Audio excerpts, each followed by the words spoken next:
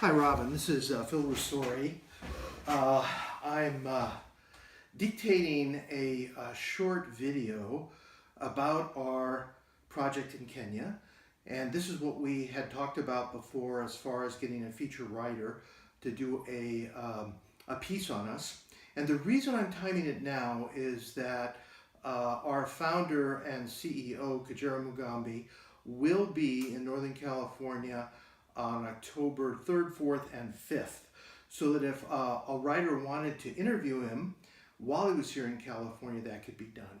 So basically, what about this program? 18 years of a program in Africa that has been extremely successful, that's won some international awards, and I have been a member right from the beginning. 18 years, I've been the medical director. My background is in global health and internal medicine. For 23 years in the United States, I did intensive care and hospital internal medicine. And for the last 20 years, I've consulted and taught in the field of global health. So basically, when you look at what we have accomplished in Africa, there are three stories. One of them is what I call the Hollywood romantic story, which in our case happens to be true. This is a story of David killing Goliath, a story of, if you wish, a phoenix rising from the ashes of a village that was in trouble, and flying and expanding. And we'll go into that story in a second. The second story is a human interest story on our founder, who I met initially in 1985 in the United States. He was born in extreme poverty, almost died in childbirth in these villages that we are working in. At 14 or 15, came to the United States with from the aid of a missionary. Lived with 8 U.S. families, went to Santa Rosa Junior College, and then on to UCLA Law School, became a lawyer, passed the bar in the state of California, lived and practiced in Los Angeles, and many years later has returned to live full-time and work full-time as our CEO in this village, this poor village, the set of poor villages on the slopes of Mount Kenya in Kenya. And the third story, though, is probably the most important of all, and that is the story of how we have won these international grant competitions and what we're doing for child maternal health in these 516 villages is actually revolutionary. Why it's changing how potentially all of Kenya will handle child and maternal health. So let's start, well, by, if you wish, writing down the bones. What really happened in an abbreviated form? Well, I met him initially in 85. I went to these set of villages in 1987. Initially, everything that we tried really did not work. By the year 2000, we had no programs. It was Village HopeCore International, was a name on a piece of paper. He returned to the United States bearing very bad news that the village that he was born in, the village that I had visited, was being hit extremely hard by HIV. There was no antiretroviral medications at that time available. People were dying every week. The main street of the town was basically filled with coffin sellers. Air of despair hung over everybody, and it was out of that, out of the ashes of that, that he and I, in the year 2000, decided one more time to attempt something. So on an unrecorded day in 2000, I flew back to Africa, and in one dusty hot afternoon, Kajira and myself met with 12 poor village women and began Village HopeCore International with $5,000. A very inauspicious beginning. Obviously, many people have thought little chance of success, even though we were telling those women that if they were successful, that they could change how health and development was done in their area. If we flash forward now to 2018 to today, that's exactly what happened, because those 12 women have now become over 100,000 women and children that we offer health services to. They live in 516 villages now on the slopes of Mount Kenya. Our budget has grown from $5,000 to about $900,000 a year. We now have 100 employees in the organization, 70 of which are in my public health program, as I am the medical director for the public health program. And we have now trained historically 228 teachers and headmasters in the school system to be, in a sense, community health workers within each of the 200 schools we work in. So we have had a number of firsts. We were the first school district in all of Kenya to have us put clean, treated drinking water systems into all the schools. We also put hand washing with soap in all the schools. That had never been done before. We also have given each entering class, which would basically be the equivalent to our kindergarten, a 5-year treated bed net as protection against malaria, and we have put over 20,000 of those nets into our community, far and above any of the greater nonprofits that have been working there. We also were the first microenterprise bank to offer loans to HIV positive individuals, which was a success. So for a small organization, we have done quite a bit. But really things changed in 2016 for us when we became basically peer reviewed. Then what happened is that we entered an international grant competition online that was open to any nonprofit, that was open to any university, and it was there were 430 some applications, including applications from many nonprofits much larger than ourselves, as well as universities. There was one from Cornell, there was one from Johns Hopkins School of Public Health, major players. And out of the 430 applications, Village HopeCore International won for its innovative child maternal health program, which is pretty stunning for a very small program that nobody has ever heard of. And so that really will bring us then to the third part of our story of why we are doing revolutionary things in East Africa. But before we get there, I'd like to look at the second story, which is really the human interest story of our founder, Kajira Mugambi.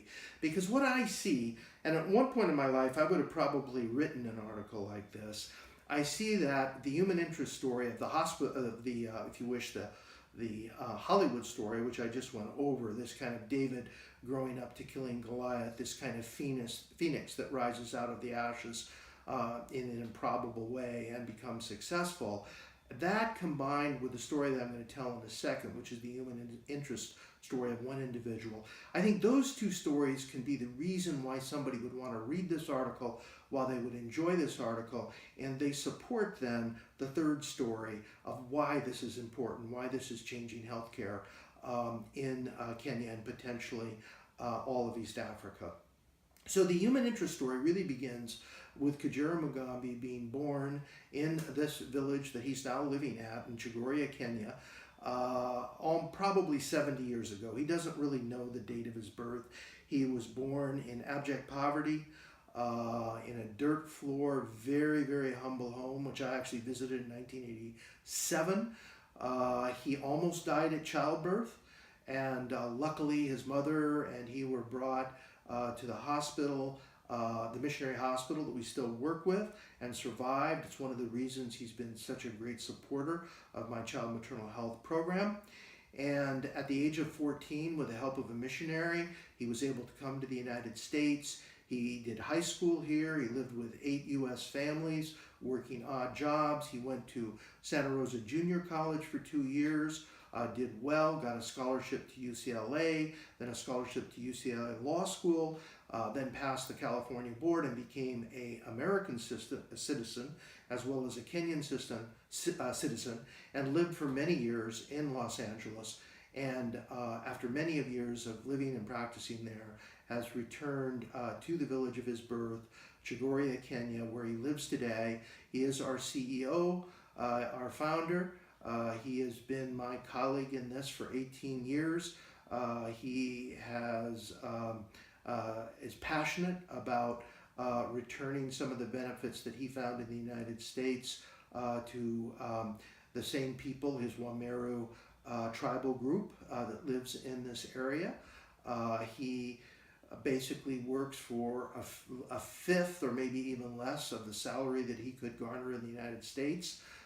Instead of living in his home in the United States, he lives in a one-bedroom apartment in the village and has made great sacrifices to keep this project alive and growing over the last 18 years. It's been a privilege for me to work with him for 18 years, and without him in the village, I would have never attempted this. So I think that the human interest story of a man born out of poverty, coming to the United States, then receiving an education, even becoming a citizen, and then returning after so many years to live in that poor village and to attempt to change what's going on there. That's a story that's probably 1 in 10,000 people, maybe 1 in 100 who come from that background actually end up doing. The third story, the revolutionary story, is what have we accomplished in delivering child maternal health? Why do we win these awards, this particular grant award for $100,000 over universities like Cornell and Johns Hopkins and large nonprofits? Well, basically, what we have done is we have focused on the fact that the basic biological unit in the developing world for the poor of the world, which we define as the critically poor of the world, of which there's about 2.5 billion people that fit that category.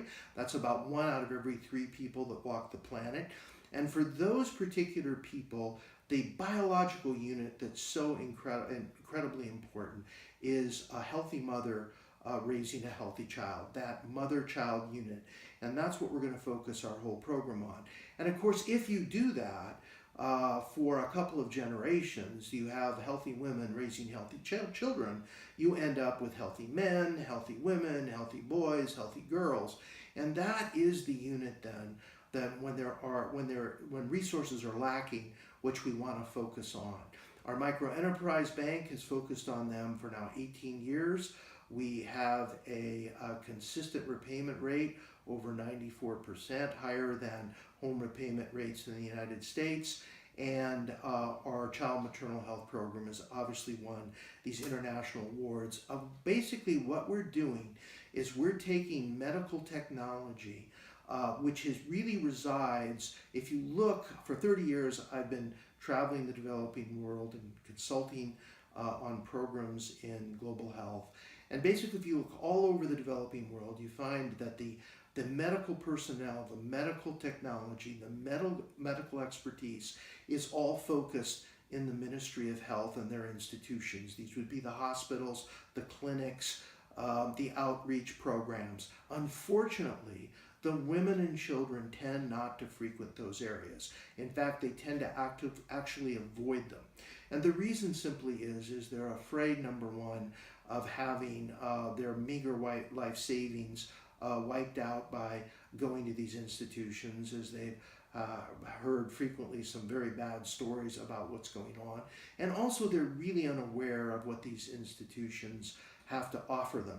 And many times, and over the years, my start was to send my residents, my global health fellows, into these clinics and hospitals. And one of the big questions always came back: why do they wait so long to bring their children in when they could have been treated as an outpatient a few days before with $1 of medication? Now they're going to come in the hospital, potentially be in our ICU for a week, and spend thousands and thousands of dollars, medical dollars, of funds that are very, very sparse and are very precious in the developing world. So what we have done then is we have taken medical technologies, particularly child survival technologies and family planning, and moved that into a whole school system.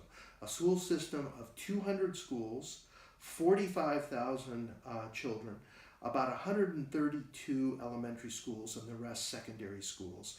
And we've created a child maternal health program that is comprehensive and longitudinal. It basically takes in a woman then becomes a part of our program if she wishes when she conceives of her child at the first time, And then we would follow her and her child with our services for 18 years of age. So that is through the rest of her pregnancy, through delivery, through the first year of life, through the preschool years, and then on through until the child becomes an adult at 18 years old. So our child maternal health program, then run through the schools, is broken up to 4 parts. An infant maternal health program, which covers her from as soon as she knows that she's pregnant to when her child becomes 1 year of age. This is the most critical time for both the mother and the child, as this is when the maternal mortality in Kenya is about 14 to 15 times higher than in the United States, and infant mortality is about 10 times higher also. So that's our infant maternal health program. And then from 1 to 5, we see the mothers as part, the mothers and the children as part of our preschool maternal health program. And then from 5 to 12, we see the school children in the schools, giving them treatment and health education from the ages of 5 to the ages of 12. And then from 12 to 18, adolescence, defined as the time between puberty and adulthood. We also follow and give those children and those young adults training in mothers-to-be, sexually transmitted disease prevention, unwanted pregnancy prevention, and that has been extremely successful for us. So the exact things we do medically is actually my field, and I'm going to try to stay away from that in this presentation because it will go on forever, because that I have been the main architect of this program and would be more than happy to talk to any writer in detail of why this is so revolutionary. We're the only ones doing it in Kenya, and to understand the importance is to realize that in the California school system, it's a massive system with 6 million students, tens of thousands of teachers, thousands of schools, massive educational system. And yet the Kenyan system is 2 times larger right now than the US California system with 12 million students. And the important thing is that in mid-century 2050, there will be 24 million students.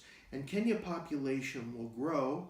When I went there for the first time in '87, it was 18 million. When I was there last month, it had grown to 46 million. In 2050, it is projected to grow to 80 to 90 million people, and half of those will be under reproductive age, and most of those will be in what would be our program.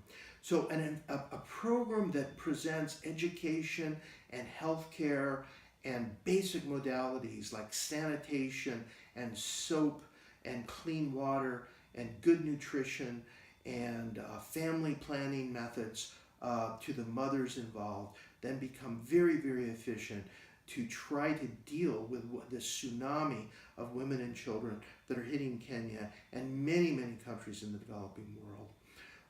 The last thing I think we need to talk about is, as far as the programmatics go, is authenticity. Because I think any writer is going to need to look at that. And certainly what happened with the 3 Cups of Tea book is a good example of that. So in our case, I know Robin, you know our board member, Louis Jordan, you know his wife Linda, you know Barbara Bosman Moss, who was our board member for many years.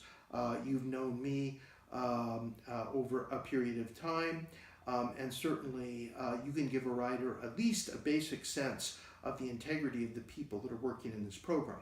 Obviously, we have internal audits, we have external audits that show where the money goes.